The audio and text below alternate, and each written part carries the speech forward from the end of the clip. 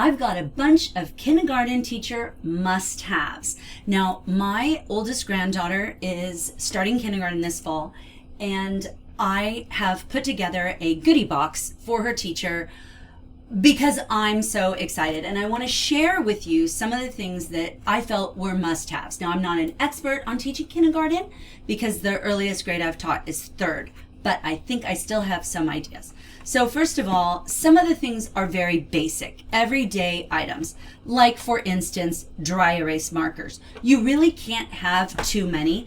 The one thing I would say is get the set with lots of colors. It's always good to be able to have some nuance, not just blue, but a dark blue and a light blue.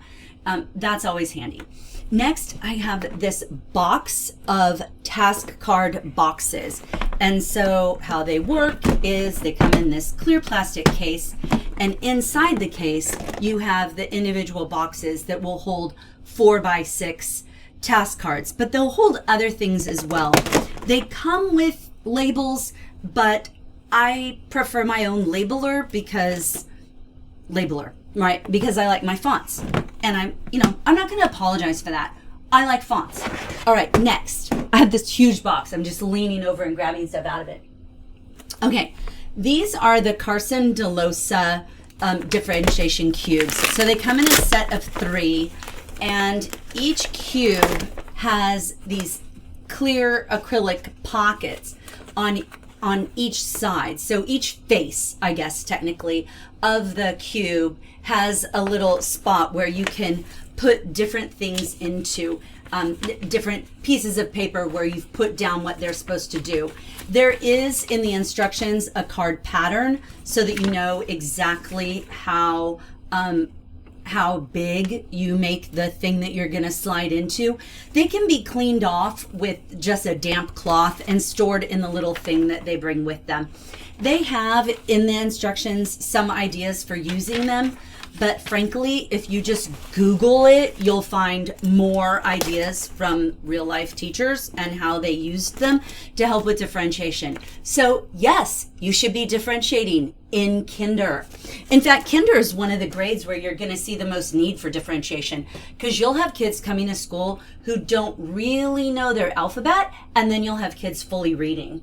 All right, next is, I think, like one of the best office supplies to come along in the last 10 years, which are the Papermate Flair. And if you're going to buy a set for a teacher, watch for them to go on sale and get one of these big sets. Papermate Flair is just a beautiful felt tip pen. And, felt tip pens have been around. I remember using felt tip pens when I was a kid, and they just have never gone out of their usefulness. And the Papermate Flair just has the most gorgeous colors.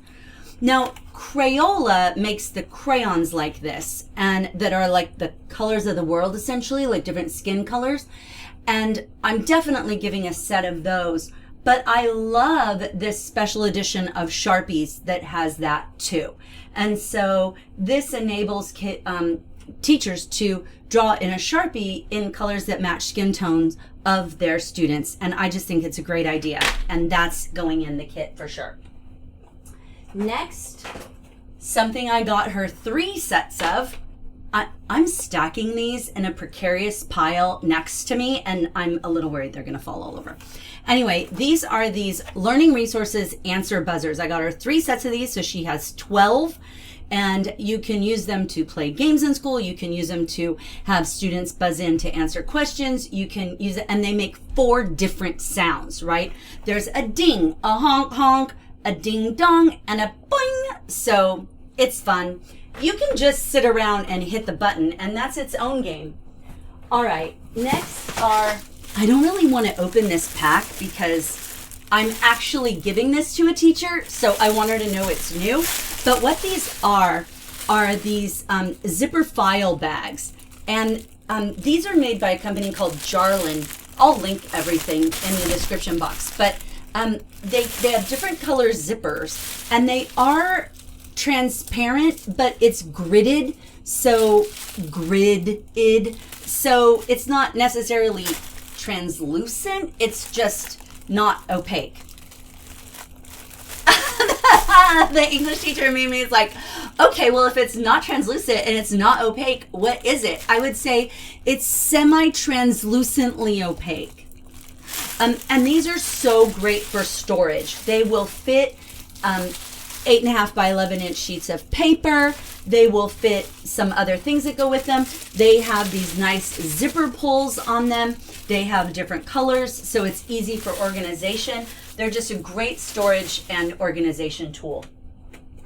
Next, this was a suggestion. I'm gonna have to open it to show you because they're in this totally nondescript box.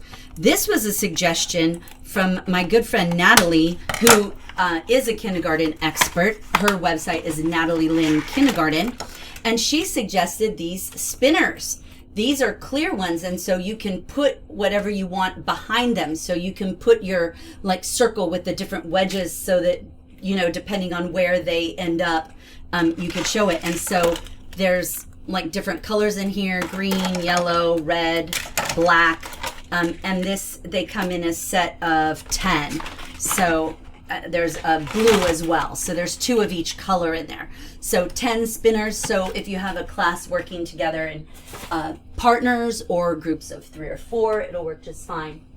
I got her a few boxes of these Ticonderoga beginner pencils. Now, friends, if you do not believe that Ticonderoga is the best brand of pencil on the market, then we just can't be friends, because Ticonderoga for decades has been the pencil. I mean, it's like Crayola for crayons. Now, can you get bougie pencils for writing bougie stuff? Yes, I have a bougie pencil in here somewhere. Here it is.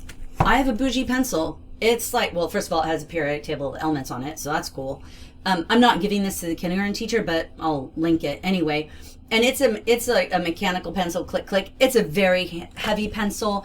It's a very good pencil, but it also is expensive. And so for the good quality, number 2, will never let you down, sharpens beautifully pencil, Ticonderoga, all the way. And these fat ones are easier for little kids to grip. So I've got a few packets of those.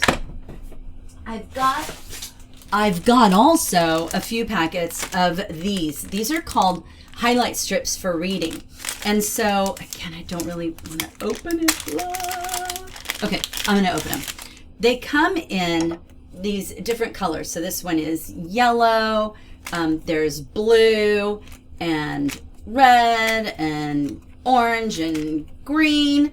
And so what you do is a student lays these on a body of text and then reads through. And so this serves as a line, and then the color helps them focus and highlights the specific text. Now, if you have a kid who has Irlen syndrome or dyslexia or something else like that, these can be really handy for that. But it turns out they're great for everybody, which is one of the beauties of both gifted and talented education and special education, which is that many of the techniques that work for gifted kids and that work for kids with learning difficulties or differences are also just really good best practice for everyone. Okay, next, because it exists, Mr. Sketch. Mr. Sketch scented markers. You know, they come in a smaller marker now too, but look, it isn't just because they smell amazing. I'm not going to open it. I'm not going to open it because I have willpower. I'm not going to open it. But these are so good for writing on chart paper. I know that it seems crazy, but even if they didn't smell good, the blueberry, but even if they didn't smell amazing, they're the best for writing on chart paper. So every teacher needs these. Even high school teachers need these, because if you're going to write on chart paper, this is the marker you need. I don't even know if they intended it to be that way. Okay, this was another idea from Natalie. And if you know a kindergarten teacher or you are a kindergarten teacher, her website, Natalie Lynn Kindergarten, it's a must-have. All right, this is a 60-minute magnetic mechanical visual countdown timer. And so look at that. Look at that. Oh, and it ticks. Oh, I love it so much. Let's hear it go off.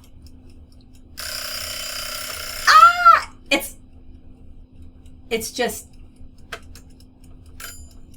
uh-oh. It's going to keep going. No, it has these little tabs at the back that pull out so it can stand up by itself, but it also has magnets. So you can just, if your dry erase board is magnetized, friend, you can put it right up on your board and it will stick to your board. I mean, right? Okay, you can see why I felt like she needed that. Okay, next. I mean, I'm not going to show you the basic stuff. I've got boxes of glue sticks, boxes of Elmer's glue. I've got Post-its. I've got a dry erase eraser. So I'm just going to show you two more things. No, three more things. First of all, dry erase crayons. So they write like a crayon, but they're for dry erase and they do dry erase. So this is really handy for those, well, first of all, they're really handy for writing on Ziploc bags that you're going to put in the freezer. So pro tip, but they're also really good for kids, younger students, especially writing on dry erase surfaces. All right. I'm giving her a copy of my book because, you know, depth and complexity, everybody needs it. And then lastly, okay, you guys, this is probably, if you've seen my post on my 5 favorite school supplies, then you've seen this already. But this is hands down one of the most unusual and yet extraordinarily useful office supplies anybody could have. It is a booklet stapler. So how it works, and I should have gotten this prepared before I did this because you need paper. Here, I'll take this bill and I'll show you what it does. All right. Friends, this is a bill for physical therapy and they sent me the bill and I wrote out the check to pay the bill. I'll tell you. How long ago? Over a month. I wrote the check out over a month ago. Why is it still sitting here? Because they didn't give me an address to mail it to. And this is why we need Gifted Ed. All right, so you can put layers of paper. So imagine that this is 2 sheets put together and you slide it in. So let's say you fold it, right? You're having kids make booklets. So they have 2 or 3 pieces of paper and they made a booklet and they folded it in a hamburger fold. You can slide it. You can slide it right here and then you staple and then it makes it a booklet. And that's why it's called a booklet stapler. Now it takes just regular staples. You don't have to buy special staples for it. It's just got this unusual shape. And the reason this is valuable is because regular staplers won't reach to the middle of your paper. And so the only way that you can make a booklet stay together is to have this stapler. And so I bought mine. True story, I found mine on sale when I was teaching. I don't even remember what I was teaching at the time, but I was teaching and I saw it in Office Max, when that still existed, in Office Max on clearance for like $4. And I bought it because it was only $4. And then I realized I couldn't live without it. It was like the office supply I never knew I always wanted. And so I bought it and I've loved it ever since. And then I found out it's actually really expensive. I have no idea why it was on clearance because this one I bought her was like expensive. I mean, it happened to be on sale, which was lucky. All right, last thing I'm going to show you. It is my must-have book for teachers of the year. All right, this book is by Mac Barnett and illustrated by Christian Robinson, and it is called 20 Questions. And the reason that this is my must-have book of the year is that it is the perfect book for teaching kids how to handle ambiguity, how to be comfortable with it. It is perfect if you use depth and complexity. It's perfect for unanswered questions. It's got actual unanswered questions rather than the fake unanswered questions that so many people get hung up on. It is really good for teaching kids that people can have different opinions and that doesn't mean that someone's wrong. So what the book is a series of questions and none of the questions have a right answer. So the illustrations are super cool. Okay, this is one of my favorites. There's all these people walking down the street, and the question is, which one of these ladies just robbed a bank? And I just love that. It was like unexpected. The first time I read it, I laughed out loud. Here's another one. Why is this elephant so upset? I have to look and see my whole. Why is this elephant so upset? Now, one of the reasons I like this is because I can actually hone in on that eye. Look at the eye. That's the only clue that the elephant is upset. It's just that upsweep of the eyebrow. And so I feel like that's another thing that this book is good for, is that it is got some social emotional component in it. It's got like questions that help you look for solving a mystery, like problem solving. How did that cow get up there, and how could we get it back down, right? So this book is for a teacher. One of my it's one of my top books for every teacher to have, but this is my must-have that came out this year. I love this one. Who is she waiting for? It just feels so poignant. I went to Maine for the first time last year, and it just reminded me of that. And I loved it. Okay, just one more. I can't resist. This book is so good. Which of these children is dreaming of peaches? Okay, so Mac Barnett once more hits it out of the park with 20 questions. And that's the last super cool goodness going in this teacher's box. Now, at the time of this recording, I don't know the answer, but once I get the answer, I'll throw it in the comment, or I'll throw it in the description box. But right now, as I'm recording this, I'm running a little contest on my, not contest, but like giveaway on my Instagram and Facebook. I'm looking for one more kind of big item. And so I'm getting suggestions from teachers on that. And whoever suggests the one to me that I end up getting, I'm going to get one for them too. So, but for just her goodie box, that she's getting with all the things I could think of that I would definitely want were I to start teaching right now, this is what I have shared. So if you have ideas for must-haves for kindergarten teachers, please share them in the comments below. So happy back to school and happy school supply shopping, everyone.